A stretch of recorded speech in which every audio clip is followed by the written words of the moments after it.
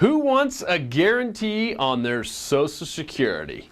I'm willing to bet everyone does. I've paid into it for many years. I know a lot of people have paid into it a whole lot more than I have and a lot more years than I have. And I think everyone would love to hear they have a guarantee. However, of course, that's not in place right now, even though Social Security payments are backed by the government. It does not mean it's guaranteed, as we found out recently. Watching people lose pensions and stuff, cities like Detroit, there's going to be a lot more of that probably as we go on. But here's some positive news. This is actually a very positive article that I found, and it's called "We Want a Social Security Guarantee." Now, the Association of Mature Citizens have come together with none other than Hall of Famer Fran Tarkenton. Love that guy. He also has a company called Tarkenton Financial I'm aware of here in Atlanta, Georgia. Does a great job. I have no affiliation with them, by the way. But so many more Americans are living to age 100 and even longer.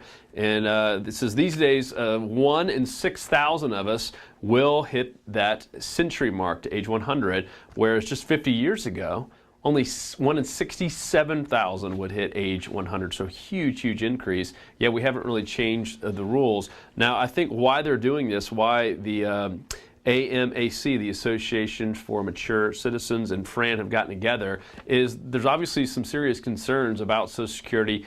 Running out or having to make changes is really more like it. Running out, probably not profitable. They'll make some adjustments more than at least first. And the one adjustment they're talking about is having to cut 25% of benefits, of everyone's benefits, not just the rich or anyone else. It's a 25% cut here in the not too distant future if nothing else changes. So really what Fran here and the AMAC are trying to do is get ahead of the curve and try to really push hard their congressmen and legislation to make some changes to this.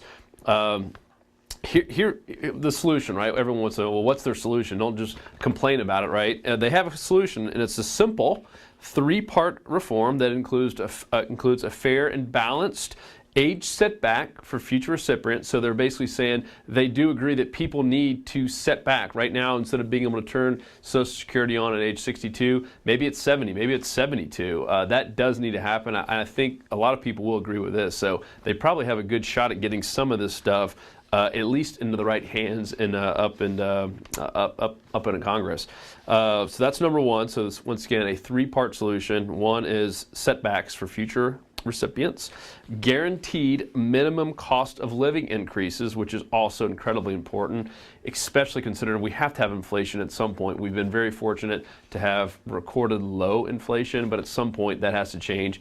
Everything goes in cycles. And then finally, number 3, a provision for a new personal early retirement account, an ERA. I don't know exactly all the details on that. We'll do another video on this ERA, this early retirement account, and let you know about that. But in the meantime, keep watching this. See what happens with Mr. Fran there and the AMAC as they try to push this up into legislation. Otherwise, let's all keep hoping that we can somehow get a guarantee on our Social Security. Until next time.